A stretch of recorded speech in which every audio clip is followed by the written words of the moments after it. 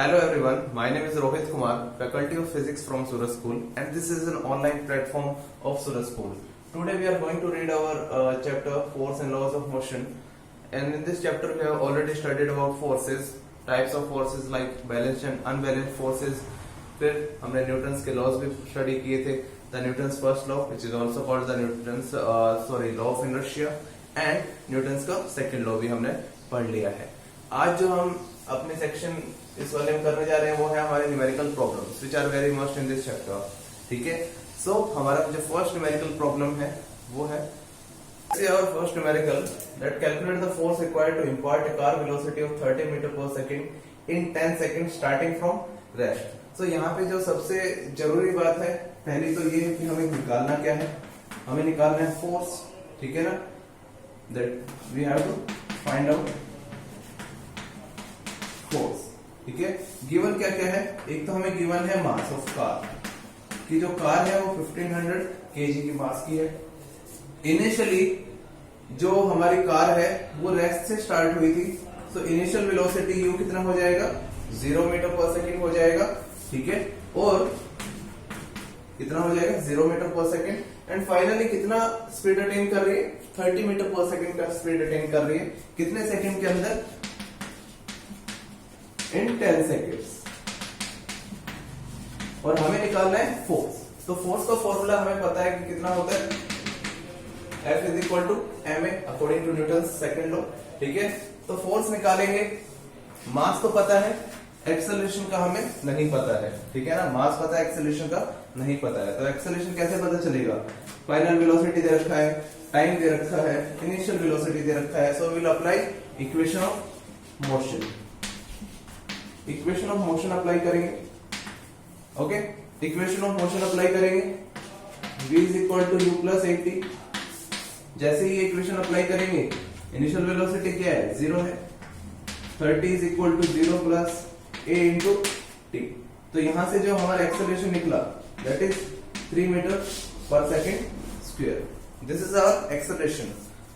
तो फोर्स कितना हो जाएगा m into a, this is equal to 1500 into 3, so that will be equal to 4500 newton. तो ये है हमारा फोर्स जो कि इंपैक्ट हो रहा है. ठीक है ना, calculate the force required to impart a car velocity, जो कि 0 से 30 मीटर पर सेकेंड पे ले जाने के लिए जो फोर्स इम्पार्ट किया गया दैट इज 4500 न्यूटन. तो let's see our second numerical that a truck, एक कोई ट्रक है, स्टार्ट्स फ्रॉम रेस्ट. रेस्ट से स्टार्ट हो रहा है, इनिशियल वेलोसिटी कितना हो गया 0 हो गया, and rolls down a hill with constant acceleration. It travels a distance of 400 metre. ठीक है, उस जब पहाड़ी से नीचे की तरफ उतरता हुआ जा रहा था, ठीक है, तो उसने कितना डिस्टेंस ट्रेवल किया 400 metre.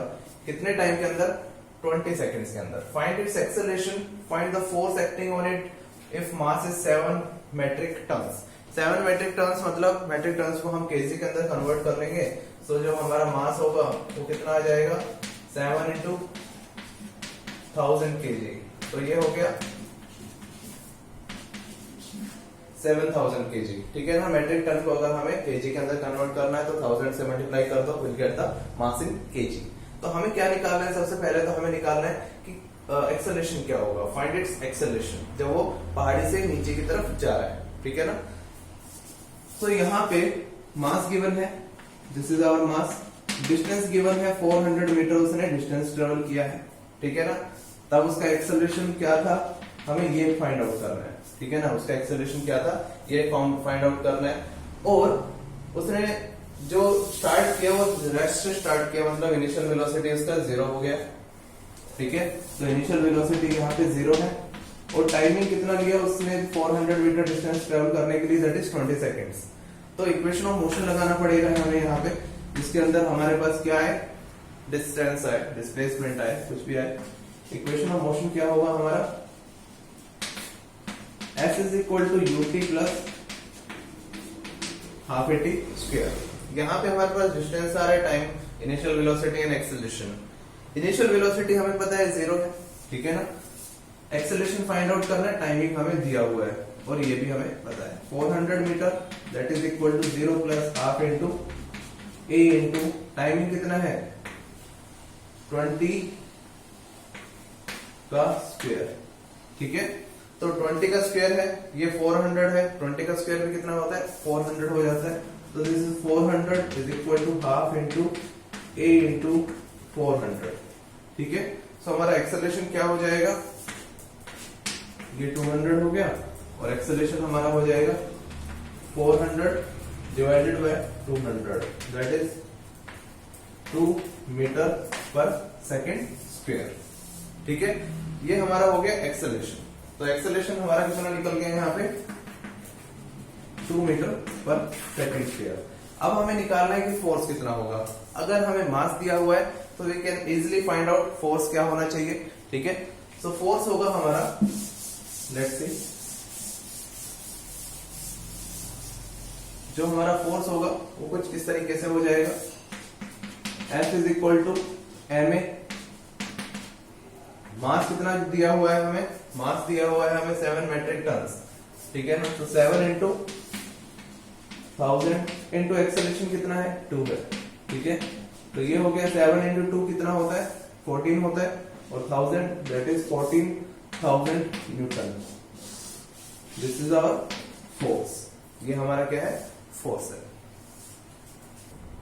Let's see our third numerical, a force of 5 newton gives a mass m1 and acceleration of 8 metre per second square, ठीक है।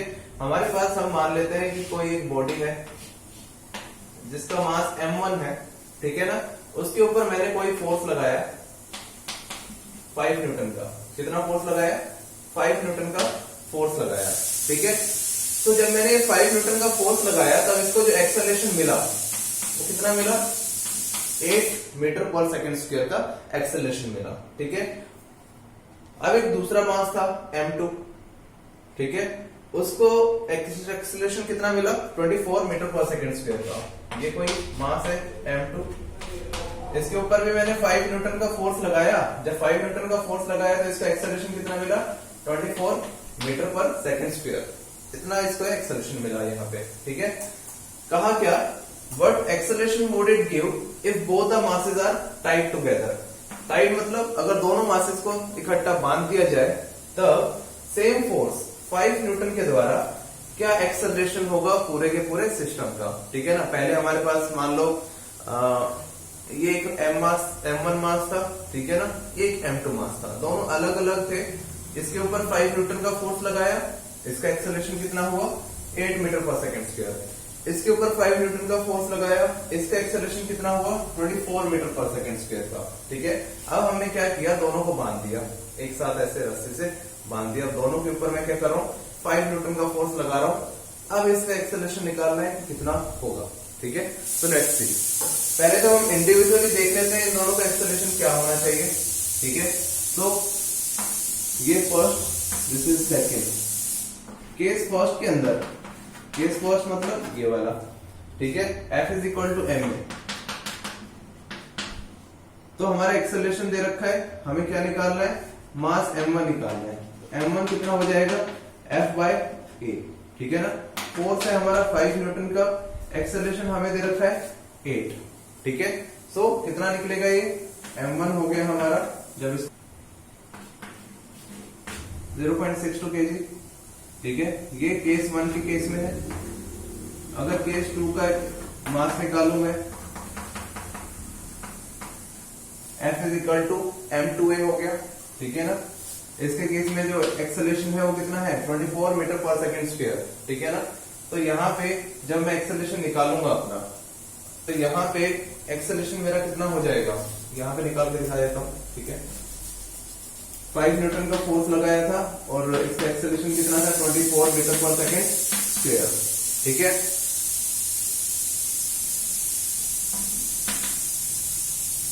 ये m2 कितना होगा F बाय a, फोर्स है 5, एक्सेलरेशन है 24, ठीक है।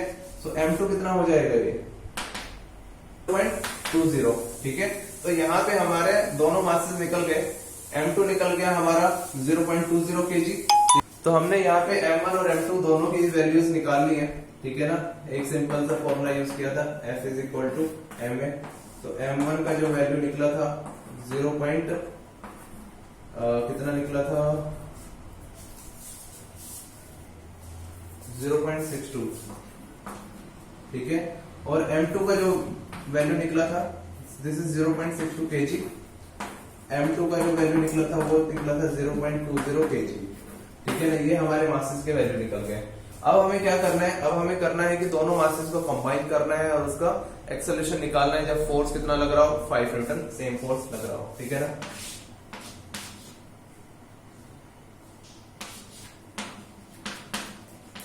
अब यहाँ पे दोनों मासेस को मैंने क्या कर दिया है, बांध दिया है, टाई अप कर दिया है, ठीक है ना। तो दोनों मासेस जब टाई अप हो गए तो टोटल मास कितना हो गया होगा यहाँ पे 0.62 और 0.20 को अगर एड अप करेंगे, ठीक है ना, तो 62 plus 0.20 this will be 0.82 kg, ठीक है। ये हमारा टोटल मास आ जाएगा 0.82 kg, ठीक है। सो इस मास से हमें क्या निकालना है, एक्सेलरेशन निकालना है, क्योंकि इसके ऊपर जो फोर्स लग रहा है वो अभी भी कितना लग रहा है 5 न्यूटन फोर्स लग रहा है, ठीक है।